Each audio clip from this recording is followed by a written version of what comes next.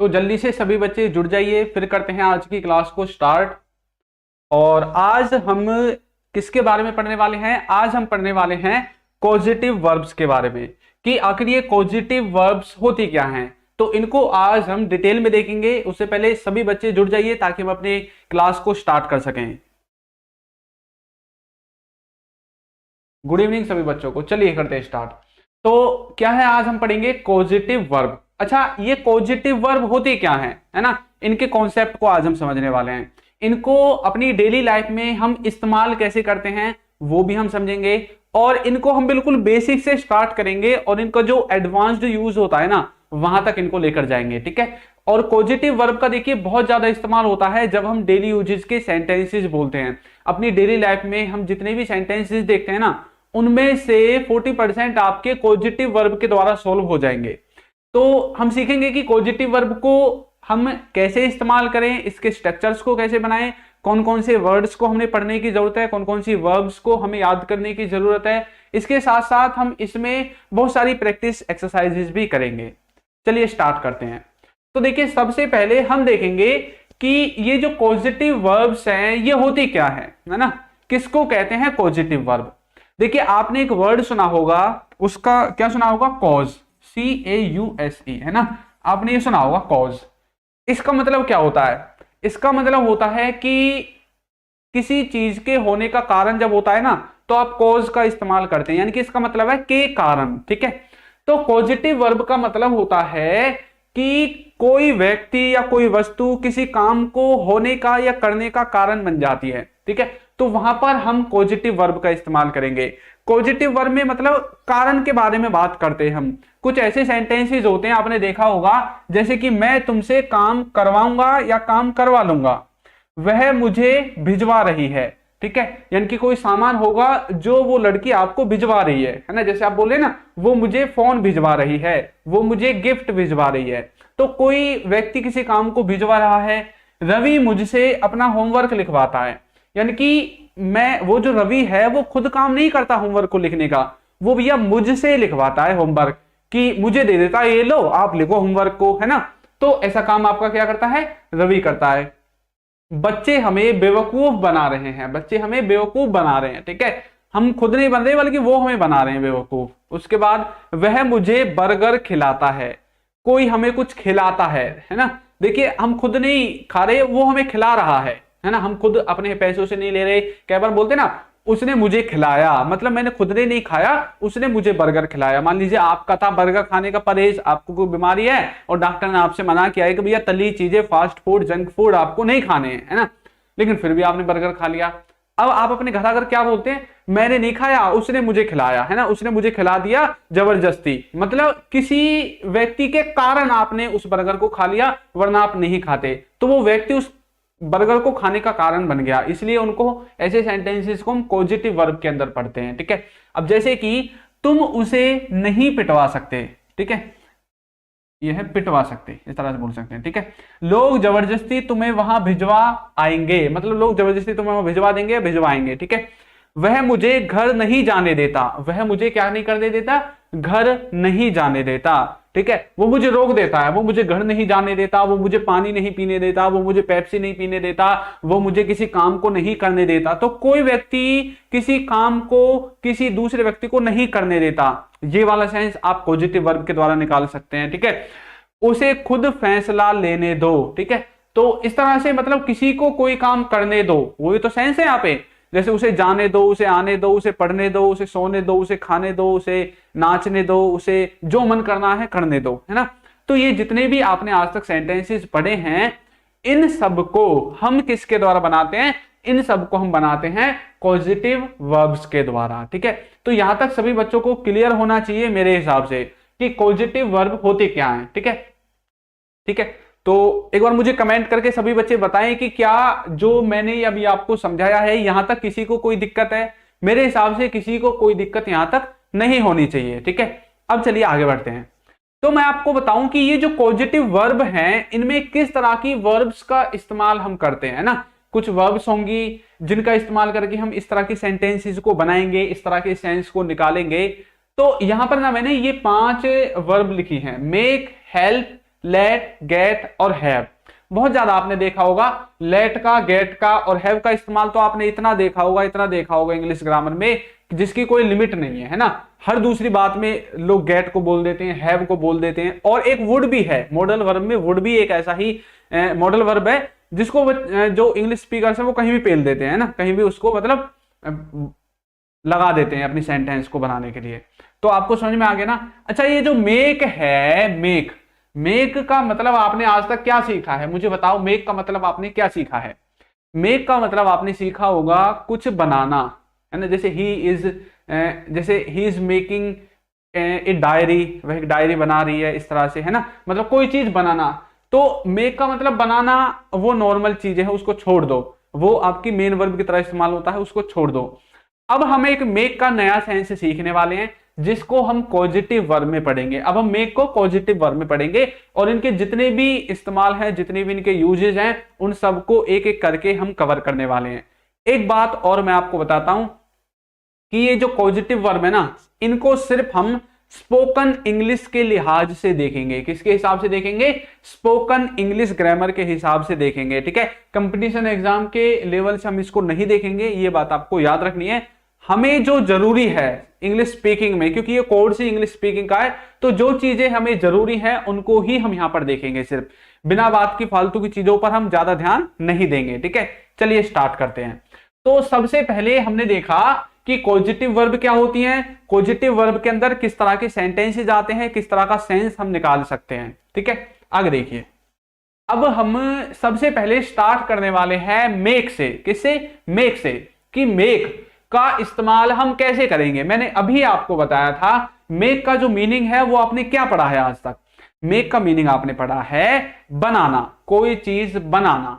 लेकिन जब हम मेक को एज ए पॉजिटिव वर्ब इस्तेमाल करते हैं, पॉजिटिव वर्ब की तरफ प्रयोग करते हैं, तो इसके ये वाले मीनिंग निकल सकते हैं, जैसे कि करवाया, करवाना, करवाएगा या फिर करवाता है, ठीक है।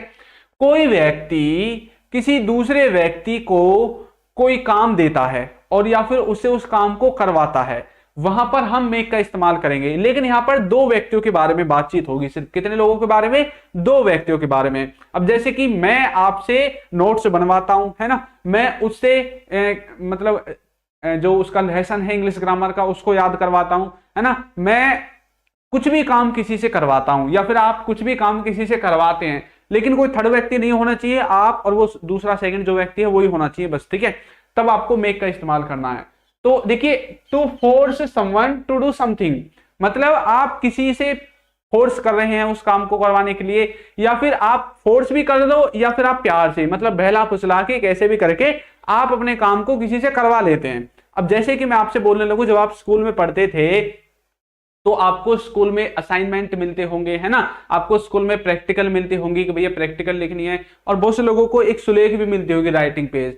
तो कुछ बच्चे क्या करते हैं, वो खुद नहीं लिखते, खुद नहीं करते, किसी से करवा लेते हैं अपनी क्लास में, है ना। जैसे अपने दोस्त से करवा लिया या फिर किसी महिला मित्र से करवा लिया, कोई भी किसी से भी आप करवा लेते थे, है ना। अपने छोटे भाई से करवा लिया, अपनी सिस्टर से करवा लिया, कि भी मतलब किसी को आपने बहला फुसला के कैसे भी करके भाई एक चॉकलेट दे दूंगा या फिर एक टोपी दे दूंगा, इस तरह से करके आपने उससे काम करवा लिया, या फिर 10-5 पैसे रुपए जो भी देना है वो दे दूंगा, मेरे इस काम को कर दो, है ना। इस तरह से आप असाइनमेंट लिखवाते थे।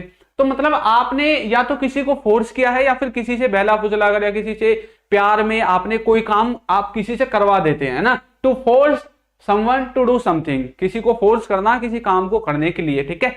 और यहां पर हिंदी में लिखा हुआ है किसी को कुछ करने के लिए दबाव डालना या किसी से कुछ करवाना। बिना दबाव डाले भी आप करवा सकते हैं, प्यार से करवा सकते हैं ना। तो ये तो यहां पर एक तरह से मतलब ग्रामर के हिसाब से मैंने लिख दिया है, जिससे कि आपको समझ में आ जाए बाद में जब आप अपने नोट्स वगैरह देखो, ठीक है। तो to force someone to do something, किसी को कुछ करने के लिए दबाव डालना या किसी से कुछ काम करवाना। तो वहां पर आप किसका इस्तेमाल करते हैं? वहां पर आप इस्तेमाल करते हैं किसका? मेक का, ठीक है। तो मेक को आप इस तरह से याद कर सकते हैं। तो यहां पर मैंने मेक के बारे में थोड़ा बेसिक इंट्रोडक्शन दे दिया है। अब यहां पर मैंने लिखा हुआ है मेक को इस्तेमाल करने के लिए हमें एक स्ट्रक्चर की जरूरत पड़ेगी, एक रूल की जरूरत पड़ेगी। तो उस रूल को मैंने यहां पर लिखा है, ठीक है। इस रूल का इस्तेमाल करके आप आसानी से मेक को अपने सेंटेंसेज में इस्तेमाल कर सकते हैं। ठीक है, तो हमारे जो सेंटेंस को बनाने का जो फॉर्मूला है वो क्या होगा, सबसे पहले आपको सब्जेक्ट लिखना है। आपके सेंटेंस में जो भी सब्जेक्ट है उसको सबसे पहले आपको लिखना है। उसके बाद आपको हेल्पिंग वर्ब लिखनी है। अब ये जो हेल्पिंग वर्ब है, हमने टेंसेस को तो पढ़ लिया है, वैसे हमने मॉडल्स को भी पढ़ लिया है ना, तो ये जो हेल्पिंग वर्ब है ना, ये आपकी टेंसेस के हिसाब से भी आ सकती है। ठीक है, अब जैसे सेंटेंस आप प्रेजेंट का बोलना चाहते हैं तो प्रेजेंट की हेल्पिंग वर्ब लगेगी, पास्ट का बोलना चाहते हैं तो पास्ट की हेल्पिंग वर्ब लगेगी, और यदि आप फ्यूचर का बोलना चाहते हैं, सेंटेंस को फ्यूचर के काम के बारे में बोलना चाहते हैं, तो आपको फ्यूचर की हेल्पिंग वर्ब लगानी है। अब हेल्पिंग वर्ब में मैंने आपको बताया था आपको क्या क्या है, इज एम आर है, वाज वर है, हैज हैव हैड विल, ये आपकी हेल्पिंग वर्ब के अंदर आते हैं। तो हेल्पिंग वर्ब का कॉन्सेप्ट मैंने आपको टेंसेज में अच्छे से समझाया था। जिन भी बच्चों को अभी टेंसेज से थोड़ी बहुत भी दिक्कत है तो वो अपनी जो पुरानी वीडियोस हैं टेंसेज की उनको देख सकते हैं, क्योंकि उनका लेक्चर ऑलरेडी मैंने ले लिया है, खत्म कर दिया है। ठीक है, तो उसके बाद आपको लिखना है सब्जेक्ट के बाद हेल्पिंग वर्ब। अब हेल्पिंग वर्ब के बाद आपको लिखना है मेक। अब ऐसा नहीं है कि हर टेंस में हर हेल्पिंग वर्ब के साथ मेक ही आएगा, नहीं, हर किसी चीज के साथ मेक आपका नहीं आ सकता। तो फिर बताओ सर मेक कहां पर आएगा।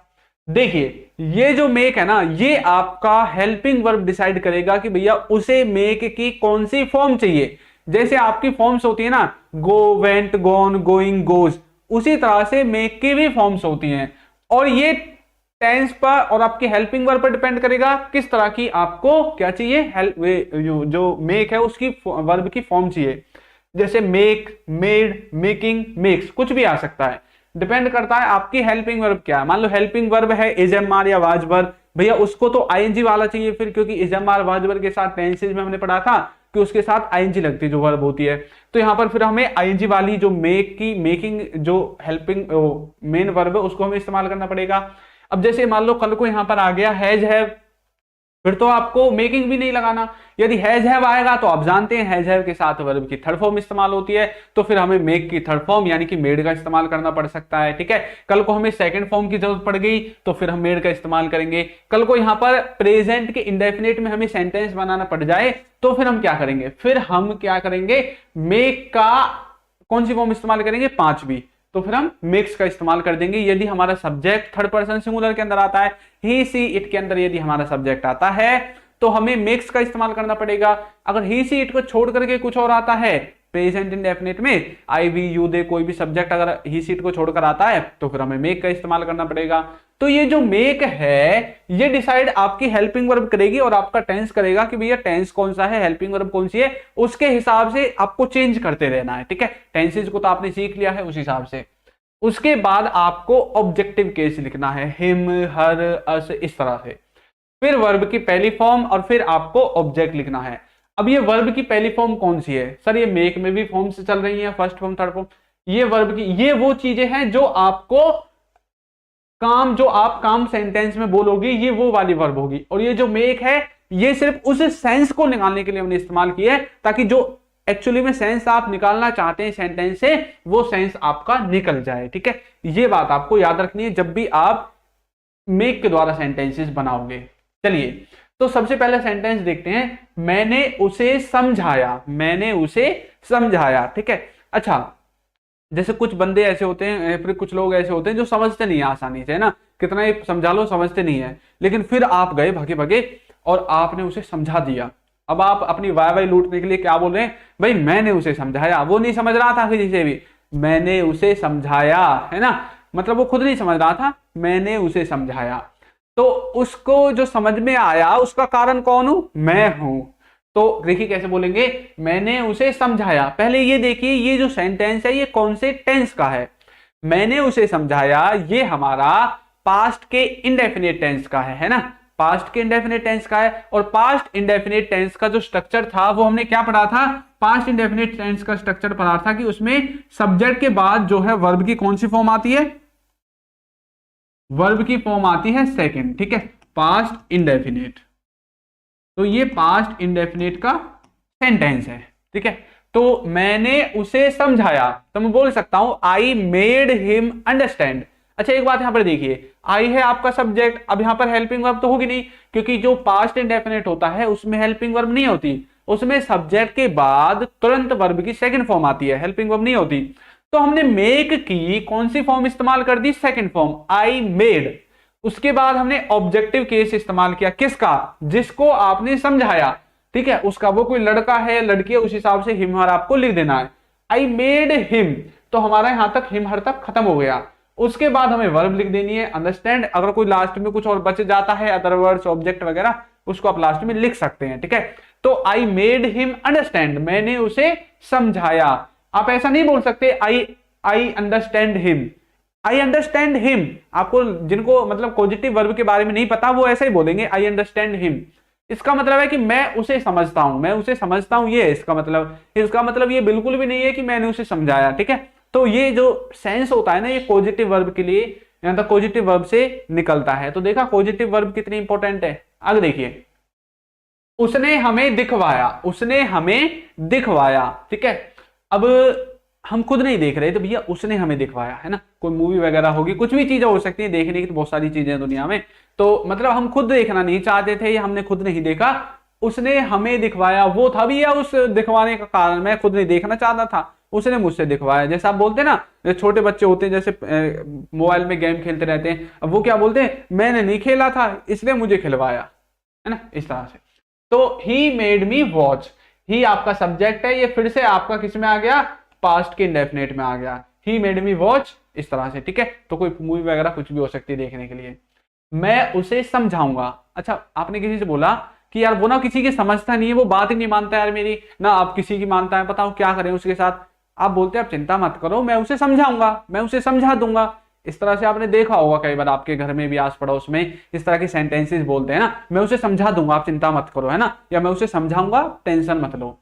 तो आप कब के बारे में बोल रहे हैं समझाने के लिए, आप बोल रहे हैं फ्यूचर के बारे में, भैया मैं उसको समझा दूंगा आने वाले समय में, है ना। तो ये सेंटेंस भी आपका किसका है, फ्यूचर का है, किसका है, फ्यूचर का, ठीक है। तो ये सेंटेंस हम फ्यूचर का लिख देंगे। कैसे बोलेंगे, अब देखिए आई है आपका सब्जेक्ट तो हमने लिख दिया, मैं उसे समझाऊंगा। अब ये सेंटेंस है फ्यूचर का, अब फ्यूचर में हमारी जो सब्जेक्ट के बाद हेल्पिंग वर्ब लगती है वो लगती है विल, क्या लगती है, विल। तो हमने विल लिख दिया, आई विल। अब विल के साथ वर्ब की फर्स्ट फॉर्म आएगी तो मतलब मेक की मेक ही आ जाएगा, आई विल मेक। उसके बाद उसे, यानी कि कोई लड़का है तो मैं हिम लिख दूंगा। तो यहां तक हमारा खत्म हो गया, सब्जेक्ट आ गया आई, helping verb will, make a गया, हिमर में से हिम आ गया। I will make him understand, मैं उसे समझा दूंगा या फिर मैं उसे समझाऊंगा। इस तरह से आप मेक का इस्तेमाल करके पॉजिटिव वर्ब के सेंटेंसेस को बना सकते हैं। किसी को यहां तक कोई दिक्कत, मुझे एक बार बता दो, किसी को कोई दिक्कत यहां तक? मेरे हिसाब से तो आप में से किसी को कोई दिक्कत यहां तक नहीं होनी चाहिए, ठीक है। चलिए उसके बाद आगे बढ़ते हैं। देखिए अब है नेक्स्ट, उसने मुझे पढ़वाया, उसने मुझे पढ़वाया। भैया मैं खुद नहीं पढ़ना चाहता था लेकिन उसने मुझे पढ़वाया।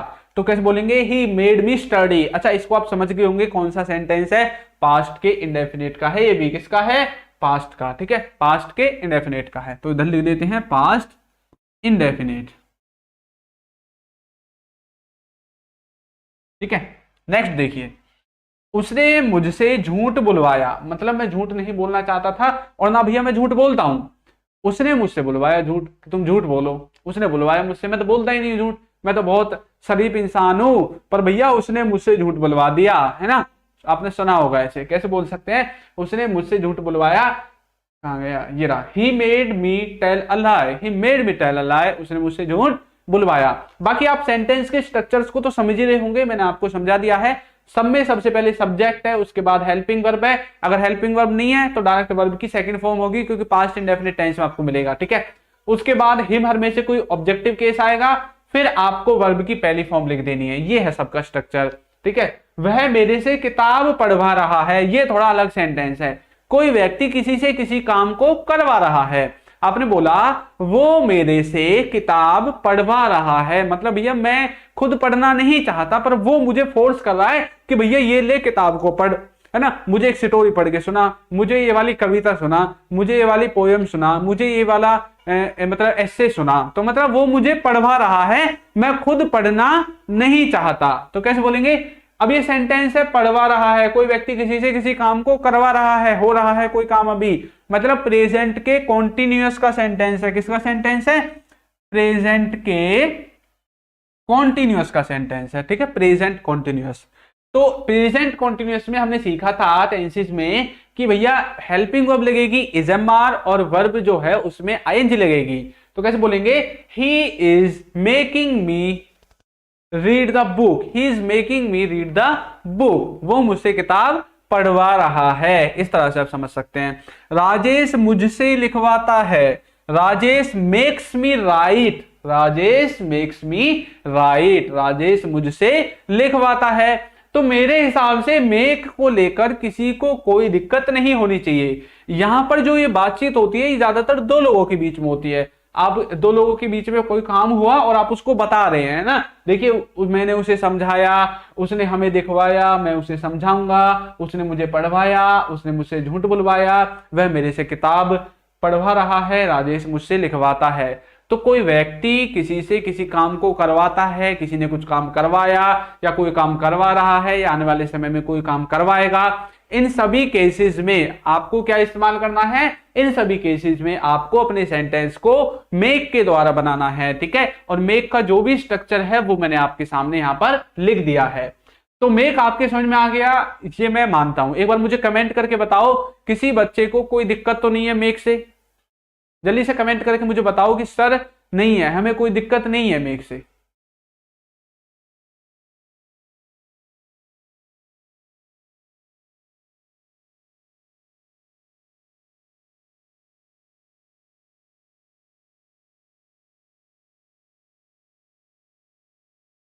ठीक है, मतलब किसी को कोई दिक्कत नहीं है। तो मेक हमारे अच्छे से समझ में आ गया है। मेक की इधर हमने फॉर्म से लिखी है, ठीक है। मेक, मेड, मेकिंग और मेक्स, यहां से आप इनको अच्छे से समझ सकते हैं। तो देखिए वैसे ना ये जो पॉजिटिव वर्ब है ना इसको हम दो पार्ट्स में कवर करेंगे, ठीक है। ऐसा नहीं है कि एक ही पार्ट में कवर कर देंगे तो वीडियो बहुत ज्यादा लंबी हो जाएगी। इसको दो पार्ट्स में कवर करेंगे। पहले आप इसको सीखो, उसके बाद जो नेक्स्ट पार्ट होगा उसमें इसके जो बचे कुछ टॉपिक्स होंगे वो आपको मिल जाएंगे, ठीक है। एग्जाम्पल्स वगैरह जो भी बचेंगे वो सब आपको नेक्स्ट पार्ट में मिलेंगे। तो नेक्स्ट चलते हैं। अब हम देखेंगे गेट। अब हम क्या देखेंगे? गेट देखेंगे, ठीक है। अभी तक हमने देखा था मेक और अब हम देखने वाले हैं गेट। चलिए, तो गेट का मतलब क्या होता है? गेट का मतलब क्या होता है पहले आप उसको भूल जाओ, पहले यहां देखो गेट का मतलब क्या है। To convenience someone to do something, मतलब किसी को कुछ करने के लिए मनाना, किसी को कुछ काम को करने के लिए मनाना, कन्वीनियंस करना किसी को, है ना। कि जैसे आप बोलते हैं यार एक काम करना, तू मेरे इस काम को कर देना, है ना। मतलब किसी को आप कन्वीनियंस कर रहे हैं किसी काम को करने के लिए, ठीक है। तो वहां पर आप गेट का इस्तेमाल करेंगे। बाकी सेंटेंस में आपको इस तरह के वर्ड्स ही ज्यादातर मिलेंगे, कुछ करवा दूंगा, करवाना, करवा रहा हूं, ठीक है। इस तरह के वर्ड्स ही आपको ज्यादातर देखने को मिलेंगे। अच्छा, गेट जो है ना इसमें एक बात और है, ये मेक से थोड़ा अलग है। क्यों है अलग? मेक में हमने देखा था, मैंने आपको बार बार बोला था कि दो व्यक्तियों के बीच में जो काम होता है उसके बारे में हम बात करते हैं। लेकिन जो गेट है ना इसमें दो नहीं होते व्यक्ति, इसमें तीन व्यक्ति होते हैं। मैं आपको थोड़ा ना डिटेल में समझाता हूं। देखिए, इधर मैं समझाऊंगा मेक के बारे में, ठीक है, और इधर मैं समझाऊंगा आपको गेट के बारे में। देखिए, ये जो मेक होगा इसमें एक ये व्यक्ति है, ठीक है, एक ये व्यक्ति है, ठीक। अब ये व्यक्ति इससे कोई काम करवा देता है। अब मान लीजिए इसने इससे अपना कपड़े धुलवा लिए, ठीक है, इसने इससे कपड़े धुलवा लिए या फिर इसने इससे अपना जो होमवर्क है वो करवा लिया। तो ये क्या बोलेगा? इसने मुझसे अपना होमवर्क करवाया, यानी कि इसका नाम है मान लो राहुल, ठीक है। राहुल ने मुझसे अपना होमवर्क करवाया, ठीक है। तो यहां पर दो व्यक्तियों के बीच में बातचीत हो रही है और मतलब इसने इससे अपना कोई काम करवा दिया। अब ये बोल रहा है मैं करना नहीं चाहता था परंतु इसने इसको फोर्स किया कि मेरा होमवर्क कर, है ना, वरना मैं तुझे पीट दूंगा। तो इसने इसका होमवर्क कर दिया। तो अब ये बोल रहा है राहुल ने ना मुझसे अपना होमवर्क करवाया, ठीक है। अभी जो गेट है इसमें क्या होता है? देखिए, गेट का थोड़ा लफड़ा अलग है। इसका लफड़ा कैसे है। एक व्यक्ति यहां पर भी है, कोई छोटा सा नुन्ना मुन्ना सा, ठीक है, इसको भी देख लो आप। अब क्या होता है, ये जो व्यक्ति है, ये इसका नाम है राहुल, इसका नाम है ललित, इसका नाम है राहुल, इसका नाम है ललित, और ये कोई अननोन पर्सन है, ठीक है। ये ऐसा व्यक्ति है जो पैसों से काम करता है, पैसों से काम करता है, पैसों से, ठीक है, ये पैसों से काम करने वाला व्यक्ति है। अब ये जो राहुल है और जो ये ललित है, इन दोनों के बीच में ना बातचीत हो रही है आपस में कि यार तूने अपना काम किया है या नहीं किया, हमारी तो छुट्टियां खत्म होने वाली हैं, बताओ मैं कैसे करूंगा, मेरा तो पूरा काम बचा हुआ है। तो ऐसे कुछ कुछ इनकी मतलब बातचीत हो रही है, क्योंकि इनकी जो छुट्टियां हैं वो खत्म होने वाली हैं। जैसे जून की छुट्टी पड़ती है ना 1 महीने के बीच में, तो वो छुट्टियां खत्म होने वाली है, 25 तारीख है मतलब आने वाली है, और 30 तारीख को छुट्टियां खत्म हो जाएंगी, 4-5 दिन है इनके पास। अब ये इससे बोल रहा है, राहुल इससे पूछ रहा है ललित से कि भैया ललित तूने अपना काम कर लिया क्या, है ना, तूने अपना काम कर दिया का। अब ये क्या बोल रहा है ललित इससे, नहीं नहीं मैंने अपना काम नहीं किया, लेकिन मैं अपना काम करवा लूंगा, मैं अपना काम करवा लूंगा। इसने ऐसे बोला, मैं अपना काम करवा लूंगा पैसे देके किसी से, है ना। तो इसने क्या बोला, ये इससे तो इस काम को करवाएगा नहीं। इसने बोला कि इसके माइंड में कोई और व्यक्ति है, और वो जो व्यक्ति है ना वो ये है, ये कह रहा है कि मैं किसी से अपना काम पैसे देके करवा लूंगा। तो मतलब काम को ना ये करेगा ना ये करेगा, काम को कोई थर्ड व्यक्ति करता है। क्या करता है, काम को कोई थर्ड व्यक्ति करता है। लेकिन इधर ये दोनों बातचीत कर रहे हैं और इन दोनों में से एक काम कर रहा है, जैसे यहां पर इसने काम किया था, है ना। तो गेट में और मेक में यही फर्क है, मेक में 2 व्यक्ति के बीच में बातचीत होती है और उनमें से एक वो व्यक्ति होता है जो काम को करता है ना। लेकिन इधर क्या होता है, इधर जो है आपके 3 व्यक्ति आप लगा सकते हैं। 2 व्यक्ति वो जिनके बारे में जो बातचीत करेंगे आपस में, और ये 2 व्यक्ति मिलकर किसी थर्ड व्यक्ति को हायर कर लेंगे काम करने के लिए, ठीक है। तो इस तरह से आप गेट का इस्तेमाल कर सकते हैं, ठीक है। ये दोनों मिलकर इसको कन्वीनियंस कर लेंगे ना, यहाँ पर पैसे देके कैसे भी करके भैया हमारा काम कर दे वरना हम पिट जाएंगे स्कूल में, ठीक है। तो ये दोनों काम नहीं करेंगे, किसी थर्ड व्यक्ति से काम करवा लेंगे। तो इन दोनों में ये फर्क है। चलो ये तो हो गया काम का एग्जाम्पल। एक एग्जाम्पल और है, क्या है, ये जो राहुल है ये ललित से बोल रहा है कि या तो तू मेरा काम कर दे, तूने अपना काम नहीं किया ना, कोई दिक्कत नहीं, मुझे तुझसे कोई लेना देना नहीं है, तू अपना काम कर मत कर, पर मेरा काम तुझे ही करना पड़ेगा, मेरा काम तुझे ही करना पड़ेगा, और अगर तूने मेरा काम नहीं किया तो मैं तुझे पिटवा दूंगा। इसने क्या बोला, अगर तूने मेरा काम नहीं किया, अभी ये दादागिरी कर रहा है इस पे, ठीक है, अगर तूने मेरा काम नहीं किया तो भैया मैं तुझे पिटवा दूंगा। इसने बोला इससे, राहुल ने ललित से, कि भाई तूने अपना काम किया या नहीं किया मुझे कोई लेना देना नहीं है, परंतु तुझे मेरा काम करना पड़ेगा वरना मैं तुझे पिटवा दूंगा। इसने बोला मैं तुझे पिटवा दूंगा, ये खुद नहीं पीटेगा इसको, इसको इससे पिटवा देगा, कोई थर्ड व्यक्ति से पिटवा देगा, इसकी सुपारी दे देगा, भाई इसको पीट दो, है ना। तो मतलब काम को करने वाला गेट में कोई थर्ड व्यक्ति होता है, और जबकि मेक में दोनों व्यक्ति होते हैं, उन दोनों में से कोई एक काम करेगा। तो किसने बच्चों को ये जो कॉन्सेप्ट है ये समझ में आ गया है, एक बार मुझे बता दीजिए, फिर उसके बाद हम आगे अपना जो गेट है उस पर चलते हैं, है ना।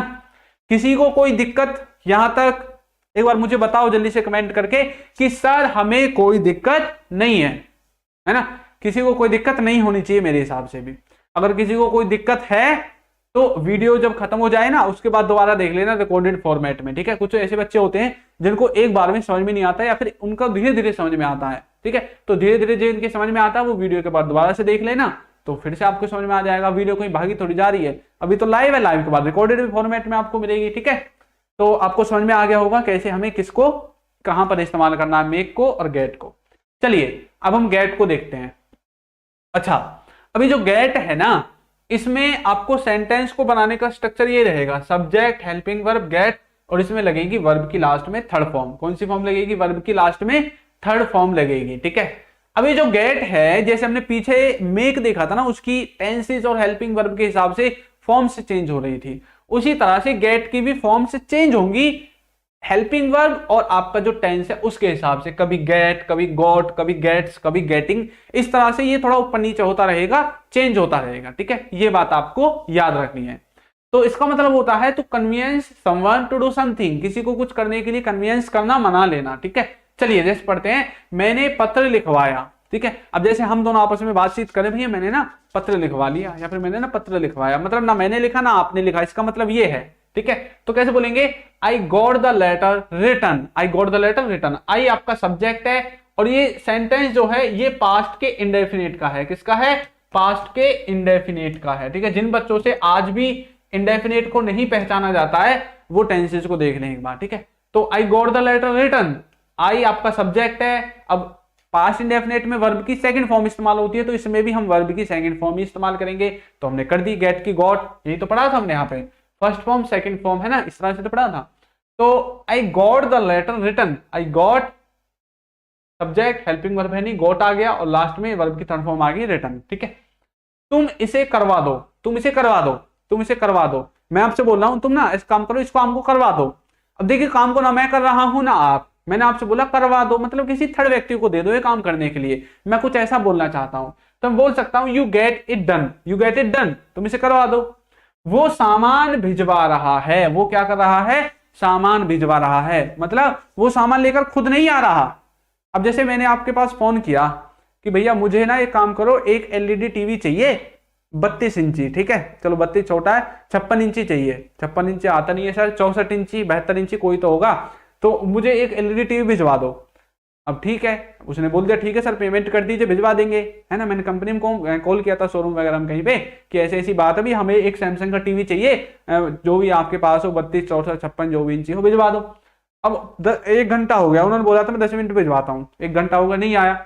अब क्या हुआ, मैंने दोबारा फोन किया, अब मैंने बोला भाई तुम्हारे मालिक साहब कहाँ पर हैं, उन्होंने क्या बोला वो सामान भिजवा रहे हैं, या फिर वो सामान भिजवा रहा है, 5 मिनट बाद कॉल कर लेना, आपका ही सामान भिजवा रहा है वो, मतलब वो सामान खुद नहीं, मतलब खुद लेके नहीं आ रहा, वो उनका जो वर्कर्स होते हैं जो डिलीवरी करते हैं, डिलीवरी बॉय होते हैं उनके, उनसे भिजवा रहे हैं, है ना, कोई थर्ड व्यक्ति से काम करवा रहे हैं। He is getting goods Saint, he is getting goods Saint. कुछ बच्चे बोल रहे होंगे सर ये गुड्स मतलब क्या, गुड मतलब तो अच्छा होता है, गुड मतलब अच्छा होता है, यहां पर लिखा हुआ है गुड्स, ठीक है। गुड्स का मतलब होता है क्या, कोई वस्तु के लिए, जैसे आपने ट्रक वगैरह देखोगे ना, बड़े बड़े ट्रक के पीछे लिखा होता है कैरियर गुड्स, कैरी गुड्स, ऐसे कैरियर गुड्स करके ऐसे कुछ लिखा होता है। तो वहां पर गुड्स का मतलब ये नहीं है मतलब बहुत अच्छा ले जा रहे हैं, ऐसा नहीं है, इसका मतलब है सामान ढोने वाले, सामान ले जाने वाले, ठीक है, समझ में आ गया। मैं खाना बनवा रहा हूं, मैं क्या करवा रहा हूं, खाना बनवा रहा हूं। तो मैं बोल सकता हूं, क्या बोल सकता हूं भैया, मैं खाना बनवा रहा हूं, तो कैसे बोलोगे, अब बोलोगे I am getting food cooked, ठीक है, I am getting food cooked, यानी कि मैं खाना बनवा रहा हूं। अब देखिए मैं खाना खुद तो बना नहीं रहा, मेरे पास किसी ने बोला यार कहाँ है जल्दी आ जाना घूमने के लिए चलते हैं, मैंने बोला यार 5 मिनट रुक जा, मैं बस खाना बनवा रहा हूँ, खाना खाती आ रहा हूँ। अब खाना आपके घर में हो सकता है आपकी सिस्टर बनाती हो, आपकी मम्मी बनाती हो, है ना, तो आप खाने को बनवा रहे हैं, ठीक है, इस तरह से। उसने पुस्तक लिखवाया, he got the book written, ठीक है। आप राजू को क्यों बुलवाओगे भाई, मैंने बोला मैं राजू को बुलवाऊंगा, अब उसने मुझसे बोल दिया भाई क्यों बुलवाएगा राजू को, अब मैंने उससे क्यों बुलाया, मैं राजू को बुलवाऊंगा, मैंने देखिए मैं राजू को बुलवाऊंगा मतलब मैं खुद नहीं जाऊंगा बुलाने, मैं किसी व्यक्ति को भेजूंगा, जैसे ब्याह शादी में निमंत्रण देने के लिए भेजते हैं ना, मतलब भाई जाओ, मतलब इन फलाने फलाने के घर ये लिस्ट दे देते हैं, यहाँ पे जाके नोट दे आओ, है ना, निमंत्रण दे आओ, किसी के घर 2 आदमी के कर आओ नोट, किसी के घर 1 आदमी की, किसी के घर कार्ड दे आओ, है ना, इस तरह से करते हैं। तो उसी तरह से मैं मतलब राजू को बुलवाऊंगा। उसने बोला आप राजू को क्यों बुलवाओगे, तो why will you get Raju called, why will you get Raju called. बाकी जो सेंटेंस का स्ट्रक्चर है ना, वो चाहे इंटरोगेटिव हो नेगेटिव हो, वो आपको उस तरह से ही बनेगा जो हमने टेंसेज में सीखा था, ठीक है। अब देखिए यहाँ पर ये इंटरोगेटिव था, वो भी डब्ल्यूएच फैमिली वर्ड वाला, तो सबसे पहले डब्ल्यूएच फैमिली वर्ड, उसके बाद हेल्पिंग वर्ब, फिर सब्जेक्ट, फिर वर्ब, और इस तरह से हमने इसमें इस्तेमाल कर दिया। Why will you get Raju called future का सेंटेंस है, ठीक है। तुमने तुम्हारी साइकिल ठीक करवाई, ठीक कौन करता है साइकिल को, मैं थोड़ा करूंगा ठीक, साइकिल को ठीक किससे करवाई, मैंने मैकेनिक से ही तो करवाई होगी। तो बोल सकते हैं you got your bicycle repaired, you got your bicycle repaired, ठीक है, इस तरह से आप समझोगे। उसने पुस्तक लिखवाना चाहिए, उसे पुस्तक लिखवाना चाहिए, देखिए किसका सेंस है, ये सेंस आ गया मॉडल वर्ब का, भाई किसी को कुछ करना चाहिए, सजेशन दे रहे हैं ना, तो सजेशन में मैंने बताया था शुड लगेगा, उसे पुस्तक लिखवाना चाहिए। और he should get the book return, he should get the book return, ठीक है। तो इस तरह से आप किसका इस्तेमाल करेंगे, गेट का। तो मेरे हिसाब से तो गेट आप सभी बच्चों के समझ में आ गया होगा। गेट को लेकर किसी को कोई प्रॉब्लम है तो मुझे एक बार बता दो कमेंट करके कि सर हमें प्रॉब्लम है गेट को लेकर, हमें यहां से ये वाली चीज समझ में नहीं आई है, ठीक है। एक बार मुझे बता दो अगर किसी को कोई दिक्कत है गेट को लेकर के। मेरे हिसाब से किसी को कोई दिक्कत नहीं होनी चाहिए, ठीक है किसी को कोई दिक्कत नहीं है। तो ये जो हमारी वीडियो है ना, आज हम बस ये 2 चीजें ही पढ़ेंगे पॉजिटिव वर्ब में, एक हमने पढ़ा है गेट और एक हमने पढ़ा है मेक, ठीक है। अब इसके जो आगे के पार्ट्स होंगे, जो सेकंड पार्ट होगा, उसमें इसके जो बाकी के टॉपिक्स बचे हुए हैं पॉजिटिव वर्ब के, उनको हम पढ़ेंगे। ठीक है, तो आज की वीडियो में इतना ही। तो मिलते हैं अपनी नेक्स्ट वीडियो में, तब तक के लिए सभी बच्चों को गुड नाइट। ठीक है, तो नेक्स्ट वीडियो का इंतजार करें। नेक्स्ट वीडियो में आपको जो इसके बच्चे कुछ टॉपिक्स हैं वो सब कुछ आपको देखने को मिल जाएंगे। तो चलिए मिलते हैं नेक्स्ट वीडियो में। Good night.